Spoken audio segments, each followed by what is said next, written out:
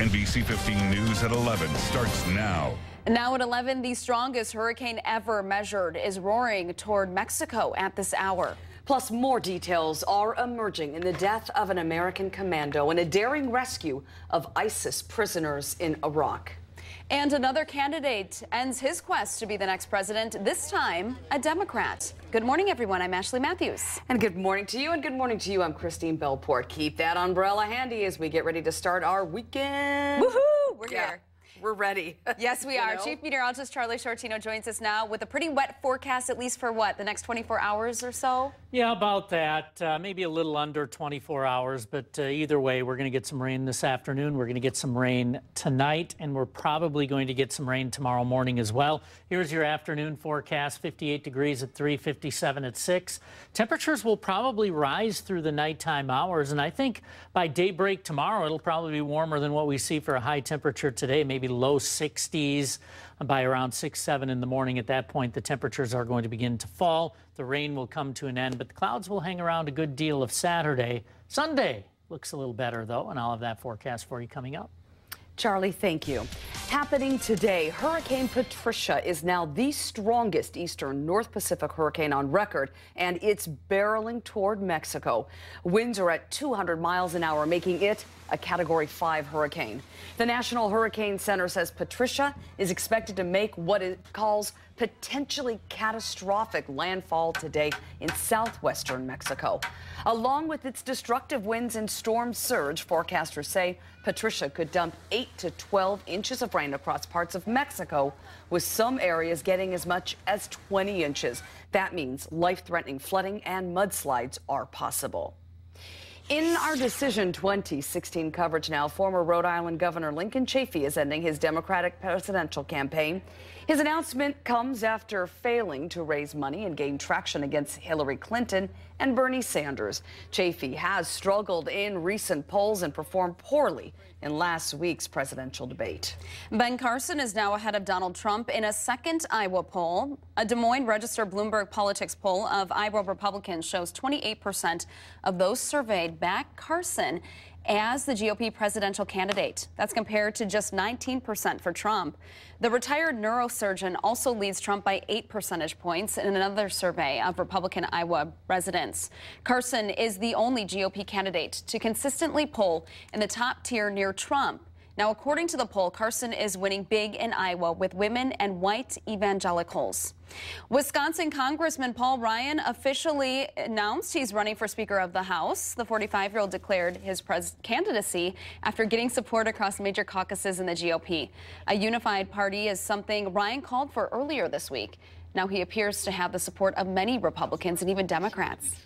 Ryan has respect for his family work balance and that he has made very clear to people he wants to maintain.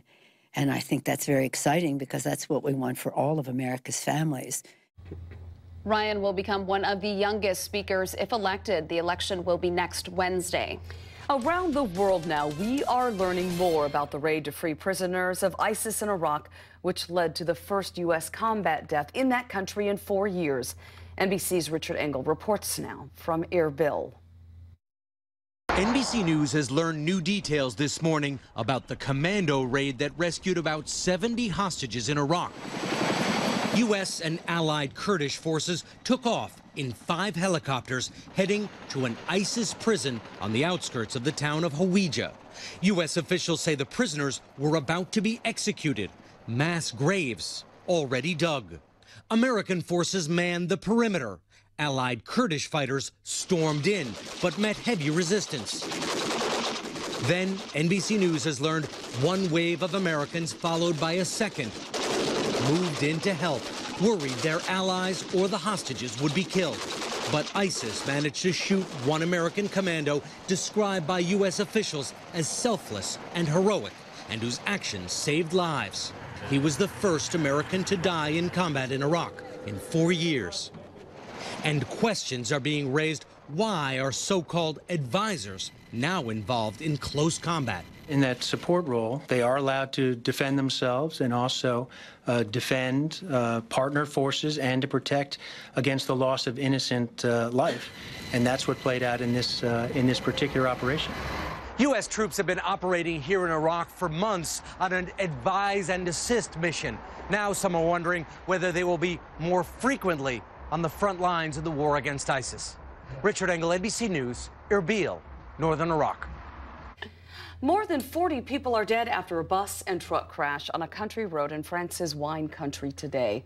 The bus was transporting retirees on a day trip when it collided with the truck near a village east of Bordeaux. At least 42 people were killed and at least 4 others were critically injured. And according to the local mayor, the truck driver lost control of the vehicle and slammed into the bus.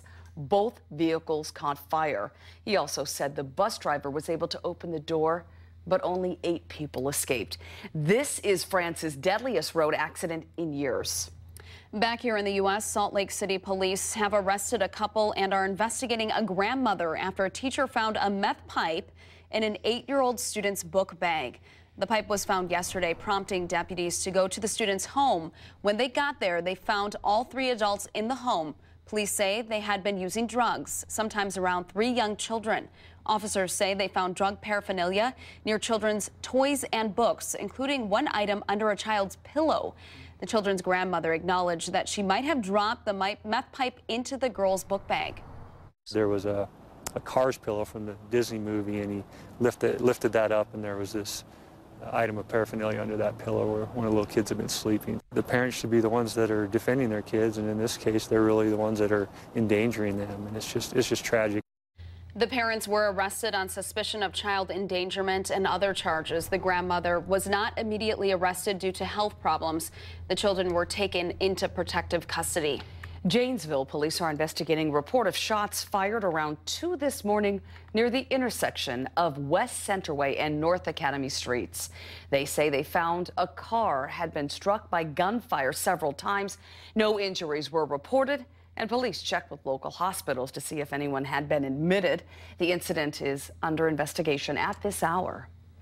An inmate who had been declared AWOL from Dane County is now back behind bars.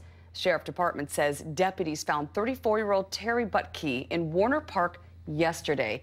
He had been AWOL since Monday. He is serving time for carrying a concealed weapon and bail jumping. John Deere plans to invest nearly $43 million to expand its Horicon plant. The company says the expansion is needed because of increased sales of its Gator utility vehicles. The expansion is expected to create 80 additional jobs at the Horicon plant, which currently has about 1,100 employees. But it will come at the expense of jobs in Janesville. John Deere will shift some work done by a contract manufacturing operation in Janesville to Horicon.